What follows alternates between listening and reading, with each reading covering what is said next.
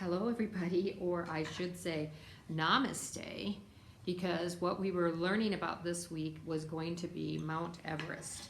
If you've never heard of Mount Everest is the tallest mountain in the whole world. It is higher than the clouds, higher than the clouds. So people like to climb this mountain, believe it or not. To me, I look at it and I think, whoa, that is a long way to go. So for me, I'm out. I would not climb this mountain. But a lot of people go to Kathmandu, which is in the country of Nepal, to climb Mount Everest. Now, some people make it to the top, some people don't, and it's very important that you have all the proper equipment to go up to the mountain. But before we do that, I'd like to talk to you a little bit about Kathmandu. Kathmandu is the city at the bottom of Mount Everest. Mount Everest is cold and snowy, as you can see in this picture. There's lots of snow, and in Kathmandu it is very warm. And the people in Kathmandu love to wear beautiful colors, and sometimes they even go barefoot. So definitely you're not going to dress like that to go up the mountain. This is a market in Kathmandu.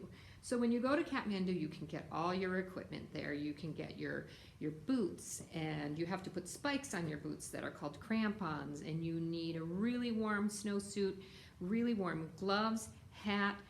You need a really good tent. I'm going to show you a picture later about a tent that was not a good tent. It got destroyed by the wind because on Mount Everest it is really cold and really windy and snowy and brutal and awful. The other thing that's great about Kathmandu is the people. This is a little Sherpa girl. The Sherpas are the people that help a lot of the climbers climb to the top of the mountain. And the Sherpas are wonderful people. They raise yaks. I don't know if you know what a yak looks like, but a yak is kind of like a cow, but it's very furry and it's very strong. And the yaks are helpful in the very beginning with the Sherpas because they put all the packs on the backs of the yaks. That rhymes. Packs on the backs of the yaks. They put all the packs on the backs of the yaks. I'll show you that picture later. And they are helpful in getting the equipment up to base camp, which I'll show you that too later. But they raise yaks, and they drink yak milk, and they eat yak meat. If you've ever been to Everest on Grand, they do serve yak meat there. And the interesting thing about yak milk is it's pink. It's pink. So that's the yak. Now, also in Kathmandu, there is a place called the Monkey Temple. The Monkey Temple is a church, and in Kathmandu, they pray at the Monkey Temple. Now here in the United States, we will pray at synagogues or churches, but they call them temples in Kathmandu. And the reason they call this the Monkey Temple is because there are lots of monkeys. There are lots of monkeys that come, and the monkeys will sit around while people come and tourists come and look at the temples. And the monkeys sit around because they are very naughty. Monkeys will try to steal things from you, like if you have a snack in your pocket, or if you have a bow in your hair, or sunglasses. They might even try to steal your cell phone if you put it down on a bench. So if you ever go to Kathmandu, look out for the monkeys. But we love the Monkey Temple because who wouldn't? A monkey temple, that's great. And the people in Kathmandu, they study Buddhism, and these eyes are considered Buddha's eyes. They're like God. God is Buddha to them. Buddha is God in Kathmandu, and they think that God is watching you, or Buddha is watching you, and that's why on the sides of the Monkey Temple, if you see right there, the eyes of Buddha are watching you. So if you go there, look for the eyes of Buddha, because they might be watching you. That would look good with a mustache. So when you are climbing on Mount Everest, like I said, you need to get your equipment there. You can't just go to Target and get a tent. You have to have a tent that is really durable. Because if you don't, this is what happens to your tent. This happened to someone's tent because they didn't buy a good tent. And the winds are wicked, and it can get really cold. So you want to make sure that your equipment is really good. You also want to make sure that you have really warm boots, socks, mittens, gloves, a whole snowsuit that's really warm, and protective eye gear. And also you might wear a gaiter or something to put on your face. Goggles are really important too, perhaps with tinting, because I don't know if you've ever been in the snow when it's sunny out. It's really hard to see because of the whiteness, and it also protects you from the wind and the snow that's blowing around. This person made it to the top of the mountain, and you see there is a lot of things on the top, which I'll talk about later. Now, I told you about the Sherpas. The Sherpas help the climbers climb up to the top of Mount Everest. It costs a lot of money to climb up to Mount Everest. And this Sherpa's name is Jamling Norgay. And he's really important because his daddy was one of the first people to climb Mount Everest. The first person to climb Mount Everest was Edmund Hillary. I think that's right. And his daddy, Tenzing, climbed it with him. And they didn't use air tanks or anything. And that's pretty incredible because you really need air tanks to climb up the mountain. So I just wanted to show you Jamling because the Sherpas are so important to getting to the top. They know the mountain, they know the risks, they know when they shouldn't climb, and they're really good to say, we shouldn't go right now because I can feel that there's a storm coming. And sometimes you just have to sit around for a couple days and wait. That's another reason why. I just get impatient. Here's a picture of the yaks. Aren't they cute? See how they're climbing? They're carrying things on their backs, and they're really good at climbing up mountains and stuff. And I don't know if you can see all these flags here. These flags are called prayer flags. And prayer flags are always in the same colors. You can actually see them behind me too. Prayer flags are blue, white. The next color is going to be red, but it's behind the ear of the sun. Green, yellow, or orange. Blue, white, red, green, yellow, or orange. They're always in that order. And if you didn't notice, in our classroom, we have several prayer flags hanging in the classroom, and you just didn't know it. But they have prayer flags all over the place in Kathmandu, at their temples, in the city, on the trail up there.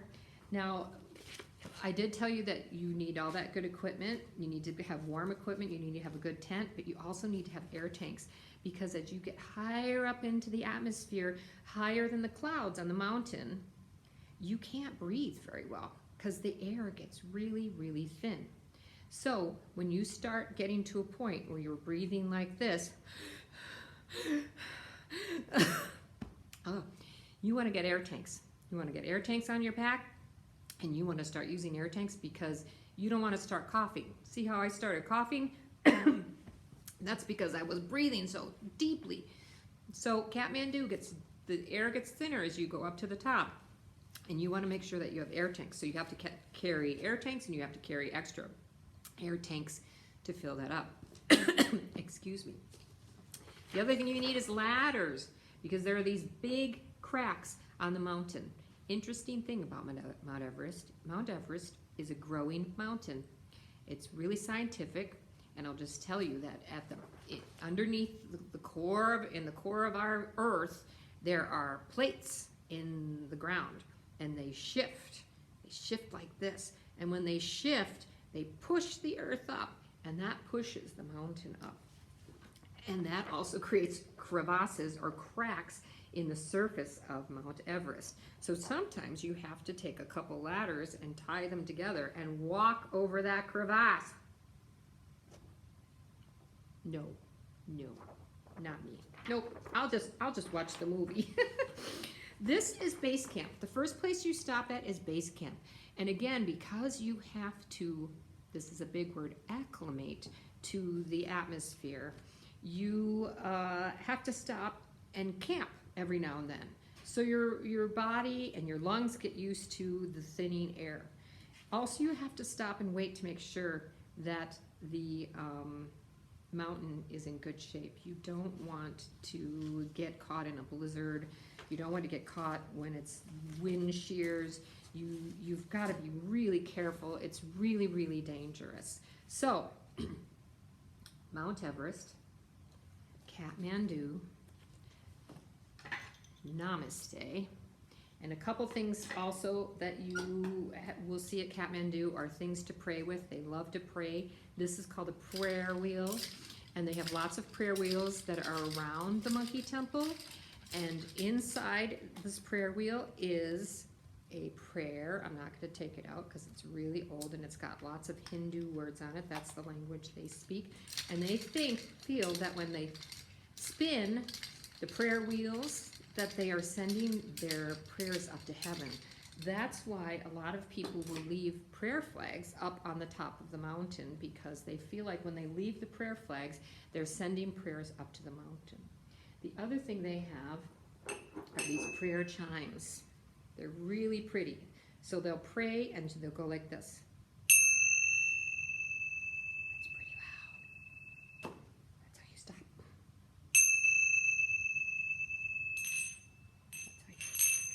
And then I hope I can make this work. This is called a singing bowl.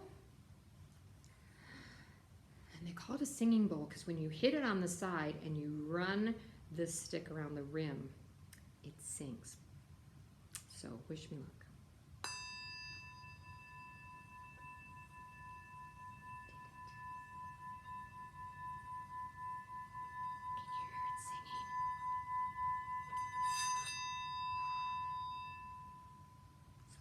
Singing bowl. So I just have to tell you, I really miss you. I hope that you enjoy these little snippets of what we would have been learning. I'm going to hopefully do another one about Japan for next week. But for now, I say namaste. Namaste means hello, peace be with you. Another word we should learn about is the summit. The summit is the very top of the mountain. Oh, I can't find my picture. I can't find it. So the very top of the mountain is the summit. Namaste means hello, peace be with you. And don't forget about those silly monkeys at the monkey temple. Prayer flags have to be blue, yellow, red, green, yellow, oh, I'm sorry, blue, white, red, green, yellow, or orange. Oh, this is hard to do. And anything else? Yeah, well, when you get back, I hope you get back soon. We might draw the mountain of Mount Everest. Until then, namaste. We love you. Your teachers miss you, and we hope to see you soon.